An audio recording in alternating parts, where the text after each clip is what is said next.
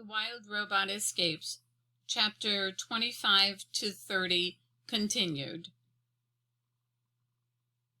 An emergency crew is on its way, Roz explained, but we cannot be in here while they work. Please follow me. Roz carefully led the herd outside, through the wreckage, down to the pasture.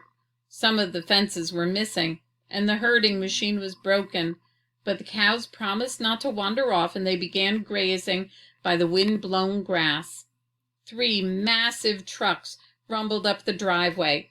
Doors swung open, and a crew of robot workers climbed out. The lead robot checked in with Roz as the others began uploading supplies from the trucks. Then the crew got down to business. Power tools buzzed, debris was cleared, fences were mended, and holes were dug, and machines were repaired or replaced. Beams and walls and roofs went up.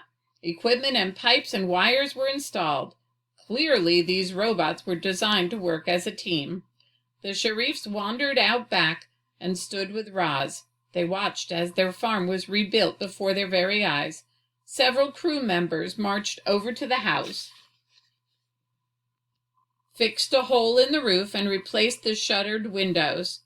Finally, rubble and tools were loaded into the trucks, and the robots left in a line.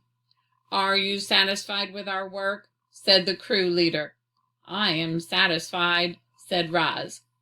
At those words, the robots climbed back into their trucks and they drove away. Hours after it had been devastated by the tornado, Hilltop Farm was better than ever.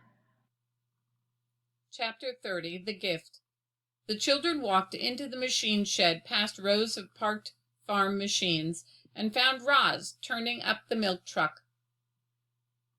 "We got a gift for you," said Jade, smiling. The robot felt something like surprise when the boy handed her a box wrapped in silver paper with a big red bow on top. "Can you guess what it is?" said Jaya. Roz started guessing. "A bucket? A rock? A hammer? A turtle? A can of—" Okay, you can stop guessing," said Jaya. "Don't forget to read the card," said Jade. Nestled under the bow was a little card. Roz opened it and read the following words that were written in Jade's messy handwriting. "Dear Roz, thank you for taking such good care of our farm and our family. We spent all our savings on this gift, so you better like it. Love, Jaya and Jade. P.S. Please tell us more stories about the robot on the island as soon as you can." "Thank you for the nice card," said Roz, although the handwriting could use some improvement. Jade rolled his eyes and said, "Open your gift." The robot untied the bow and tore off the paper and lifted the lid from the box. Inside was a tool belt, and it was made of dark leather and a wide strap and different side pockets for holding all kinds of tools. "We thought you might like to take your work a little bit more easily," said Jaya. "It's designed specifically for Rozum robots," said Jade, "so it should fit perfectly."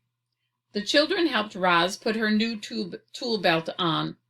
Rather than going around the robot's waist like a normal belt, it hung diagonally across her torso.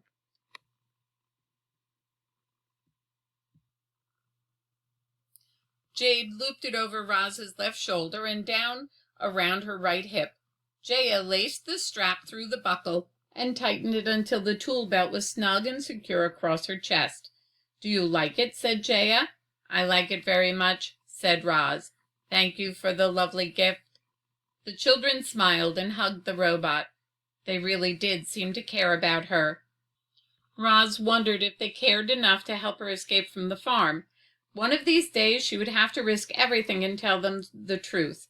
For now, however, she did the next best thing. She led Jaya and Jade to the oak tree and she told them another story about the robot on the island.